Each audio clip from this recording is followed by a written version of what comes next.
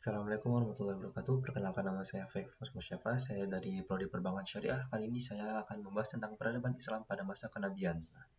Untuk mempersingkat waktu, mari kita masuk saja langsung ke materi kita. Pada periode Mekah, Nabi Muhammad SAW lahir pada hari Senin tanggal 20 April 571 Masehi. Bangsawan Quraisy dari Bani Hashim. Tanggal 17 Ramadan 611 Masehi, Malaikat Jibril menyampaikan wahyu yang pertama pada surat Al-Alaq ayat 1 sampai ayat 5. Waraqah bin Naufal, seorang pendeta Nasrani berkata, "Inilah malaikat yang diturunkan Allah Subhanahu wa taala pada nabi-nabi sebelummu." Setelah kurang lebih 2 tahun, malaikat Jibril datang lagi membawa wahyu yang kedua, yaitu surat Al-Mudaththir ayat 1 sampai 7. Tahap-tahapan dakwahnya itu ada 3. Yang pertama itu secara diam-diam di lingkungan keluarga dan sahabat dekat. Yang kedua, dakwah kepada keturunan Abdul Muthalib. Dan yang terakhir, dakwah kepada semua orang setelah wahyu Allah surat Al-Hijr ayat 94. Faktor Quraisy menentang dakwah Nabi itu karena para pemimpin Quraisy tidak dapat menerima ajaran tentang kebangkitan kembali dan pembalasan di hari akhirat. Mereka tidak dapat membedakan antara kenabian dan kekuasaan. Takut kehilangan mata pencaharian karena pemahat dan penjual patung memandang Islam sebagai penghalang rezeki bagi kaumnya mereka. Nabi Muhammad menyerukan persamaan hak antara hamba sahaya dan bangsawan. Taklid kepada nenek moyang adalah kebiasaan yang berurat berakar pada bangsa Arab sejak zaman jahiliyah. Gitu. Tantangan kaum Quraisy. Nah, itu ada yang pertama itu meminta Abu Thalib memilih satu di antara dua, yaitu memerintahkan Muhammad agar berhenti dari dakwahnya atau menyerahkannya kepada mereka untuk dibunuh atau untuk dihabisi. Terus budak-budak yang masuk Islam disiksa tuannya dengan sangat kejam. Para pemimpin Quraisy menyuruh setiap anggota keluarganya untuk menyiksa anggota keluarga yang lainnya yang masuk agama Islam sampai dia keluar dari agama Islam kembali atau yang biasa kita sebut itu murtad ya. Tidak seorang pun penduduk Makkah diperkenankan melakukan hubungan jual beli dengan Bani Hashim. Kayak keluarga Bani Hashim itu diboikot dari ini penduduk Makkah biar tidak ada pemasukan atau penghasilan gitu dari berdagangnya. Hijrah ke Habasyah. Pimpinan Utsman bin Affan diikuti 15 orang, yaitu ada 10 pria dan 5 wanita, berangkat ke Habasyah termasuk istri Utsman, Ruqayyah binti Muhammad. Pimpinan Ja'far bin Abi Thalib diikuti 81 orang, 80 pria dan 1 wanita, yaitu Ummu Habibah, putrinya Abu Sofyan. Selanjutnya Abu Thalib dan Khadijah wafat. Pada tahun 10 kenabian itu Abu Thalib pelindung utamanya meninggal dunia dalam usia 87 tahun. Itu Abu Thalib meninggal ya. 3 hari setelah itu meninggal pula istri kesayangan Rasulullah SAW, yaitu Khadijah, dalam usia 65 tahun. Ketika Nabi berdakwah di Taif, beliau diejek, disoraki, dan dilempari batu, bahkan sampai terluka di bagian kepalanya dan badannya. Nah, ini tuh selanjutnya ada peristiwa Isra Mi'raj ya. Tahun ke-10 dari kenabian tersebut, di atas Allah mengisra Mi'rajkan Nabi Muhammad SAW. Tahun ke-11 kenabiannya, 6 orang dari suku Khazraj menemui Nabi dan menyatakan diri masuk Islam. Tahun ke-12 kenabiannya terdiri dari 10 orang suku Khazraj, 2 orang suku Aus, dan seorang wanita menemui Nabi dan menyatakan ikrar kesetiaan kepada Nabi Muhammad. Tahun ke-13 kenabiannya, sebanyak 73 orang dari Yastrib meminta kepada Nabi agar berkenan pindah ke Yastrib. Selanjutnya itu ada periode Mekah atau ini yang biasa nama sebelum Madinah itu kan Yastrib ya. Itu hijrah ke Yastrib membangun sebuah masjid pertama kali di Kuba. Jumat 12 Rabiul Awal 13 kenabian atau 24 September 622 Masehi, Nabi meninggalkan Kuba. Di tengah perjalanannya di perkampungan Bani Salim, Nabi melaksanakan sholat Jumat pertama di dalam sejarah Islam. Membangun masyarakat Islam. Jadi setiap kabilah sebelum Islam datang itu mereka memiliki tempat pertemuan sendiri-sendiri. Nabi menginginkan agar seluruh umat Islam itu hanya memiliki satu tempat pertemuan, yaitu Baitullah. Nabi mempersaudarakan antara golongan muhajirin, muslim asal Makkah, dan kaum Ansar, muslim asal Madinah. Konstitusi di Madinah. Penduduk Madinah di awal kedatangan Rasulullah terdiri dari 3 kelompok, yaitu bangsa Arab Muslim, bangsa Arab non-Muslim, dan orang Yahudi. Nabi mengadakan perjanjian dalam piagam yang disebut Konstitusi Madinah.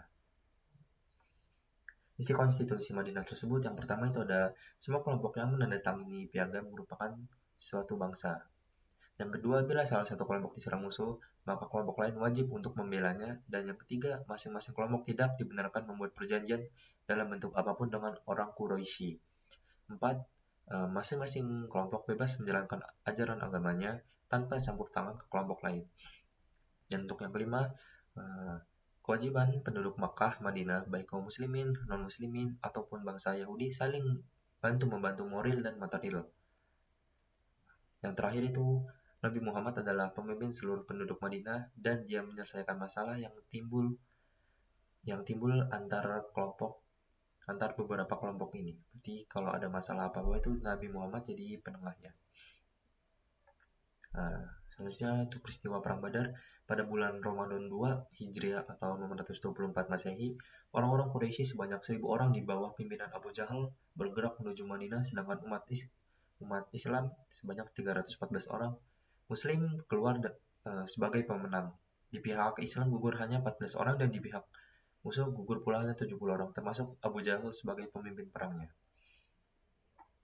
Ya, untuk peristiwa Perang Uhud ini di tahun 3 Hijrah atau 625 Masehi ini, Abu Sofyan memobilisasi 3.000 prajurit Nabi Muhammad dengan pasukannya 1.000 orang. Abdullah bin Ubay, seorang munafik dengan 300 orang Yahudi, membelot 70 orang Muslim gugur termasuk paman Nabi Hamzah dan yang dadanya dibelah dan hatinya dimakan istri Abu Sofyan, Hindun. Jadi pada perang Uhud ini kita kalah karena kelalaian tugas pemanah yang istilahnya tuh kayak termakan sama harta rampasan perang. Jadi mereka dari gunung itu turun ke bawah untuk mengambil harta rampasan perang. Tapi itu hanya taktik orang kafir Quraisy ya, agar ini kayak orang memancing umat muslim itu agar turun ke bawah terus ini di akhirnya mereka kena perangkap. Makanya dalam perang Uhud ini kaum muslimin itu kalah dalam perang. Selanjutnya ada perang Ahzab atau Khandaq pada bulan Syawal 5 Hijrah atau 627 Masehi. Orang-orang Quraisy, suku Yahudi yang mengungsi ke Khaybar dan beberapa suku Arab lainnya berjumlah 10.000 tentara di bawah pimpinan Abu Sufyan. Nah, terdapat 3.000 orang prajurit Muslim. Perjanjian Hudaybiyah tahun 6 Hijriah, ketika ibadah haji sudah diisyaratkan, Nabi memimpin 1.000 orang kaum muslimin untuk melakukan ibadah umroh. Sebelum tiba di Mekah, Nabi berkemah di Hudaybiyah. Nah, isi perjanjian Hudaybiyah itu yang pertama, kaum muslimin belum boleh mengunjungi Ka'bah tahun ini tetapi ditunda sampai tahun depan. Yang kedua, orang kafir Makkah yang ingin masuk Islam tanpa izin walinya harus ditolak umat Islam. Yang ketiga, orang Islam yang ingin kembali ke Mekah atau murtad tidak boleh ditolak oleh Quraisy. Yang terakhir, gencatan senjata antara kedua belah pihak selama 10 tahun. Namun, kaum kafir Quraisy ini tuh melanggar sebuah perjanjian tadi, kayak melanggar perjanjian Hudaybiyah tersebut. Tahun 8 Hijriah, Bani Quraisy membantu sekutunya Bani Bakr yang berperang dengan Bani Khuza'ah, sekutu umat Islam. Maka Nabi bersama 10.000 pasukan bertolak ke Mekah. Abu Sufyan, pemimpin Quraisy, dan anaknya Muawiyah dan juga paman Nabi Abbas menemui Nabi untuk menyatakan diri masuk Islam. Berhala-berhala yang selama ini ada di Ka'bah berjumlah 360 berhala atau 360 patung akhirnya dihancurkan oleh kaum muslimin karena untuk membersihkan Ka'bah setelah Nabi menyerang Mekah. Haji Wada tahun 10 Hijriah, Rasulullah SAW menunaikan ibadah haji yang pertama dan terakhir yang dikenal dengan Haji Wada. Khutbah Haji Wada yang pertama, jangan menumpahkan darah kecuali dengan hak. Yang kedua, jangan mengambil harta orang lain dengan batil. Yang ketiga, jangan riba dan menganiaya. Yang keempat, jangan balas dendam dengan tebusan dosa. Yang kelima, memperlakukan para istri dengan baik dan lemah lembut. Yang keenam, perintah menjauhi dosa. Yang ketujuh, perintah saling memaafkan atas semua pertengkaran antara mereka di zaman jahiliyah atau zaman terdahulu. Nah, yang kedelapan ada tegakkan persaudaraan dan persamaan antar sesama manusia. Yang kesembilan, perintah memperlakukan hamba sahaya dengan baik. Yang kesepuluh, perintah harus berpegang teguh kepada Al-Quran dan Sunnah. Oke, jadi selanjutnya ada peristiwa Nabi wafat pada hari Senin 12 Rabiul Awal 11 Hijriah dalam usia 63 tahun di rumah istrinya Aisyah. Abu Bakar tampil membacakan ayat Al-Quran, surat Ali Imran ayat 144 dan berpidato, "Wahai manusia, barang siapa memuja Nabi Muhammad, maka Nabi Muhammad telah wafat. Tetapi barang siapa yang memuja Allah, maka Allah Subhanahu wa Ta'ala hidup selama-lamanya." Oke, sekian. Terima kasih untuk materi kita kali ini. Kurang lebihnya saya mohon maaf, saya pamit undur diri.